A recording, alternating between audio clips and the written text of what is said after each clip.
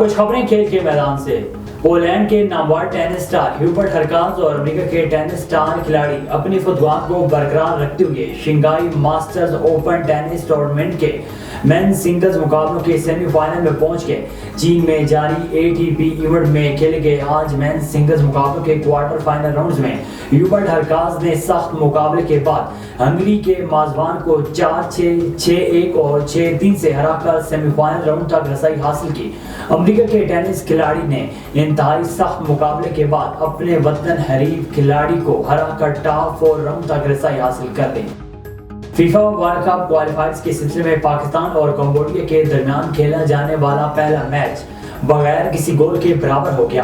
پاکستان اور کمبوڈیا کے درمیان میچ میزبان ملک کے دارالحکومت کے اولمپک اسٹیڈیم میں کھیلا گیا، جس میں پاکستان کے بہترین دفاعی کھیل کی بدولت کمبوڈیا کی ٹیم گول کرنے میں ناکام رہی۔ دوسری جانب پاکستانی کھلاڑیوں کی بھی حریف کے خلاف گول کرنے کی کوششیں کامیاب نہ ہو سکی۔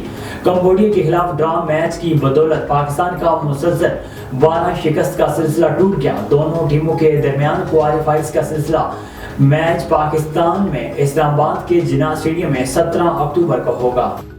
کرکٹ ورلڈ کپ 2023 کے سب سے بڑے مقابلے میں روایتی حریف پاکستان اور بھارت کی ٹیمیں آج احمد آباد کے نریندرا مودی کرکٹ اسٹیڈیم میں آمنے سامنے ہوں گی۔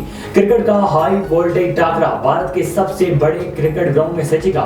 روایتی حریف پاکستانی وقت کے مطابق دوپہر 1:30 بجے گراؤنڈ میں اتریں گے۔ قومی ٹیم نریندرا مودی اسٹیڈیم میں سبز ہلالی پرچم لہرانے کے لیے پر امید ہے، جبکہ اعصاب شکنی مقابلے دیکھنے کے لیے شائقین کی بھی بڑی تعداد گراؤنڈ میں موجود ہوگی۔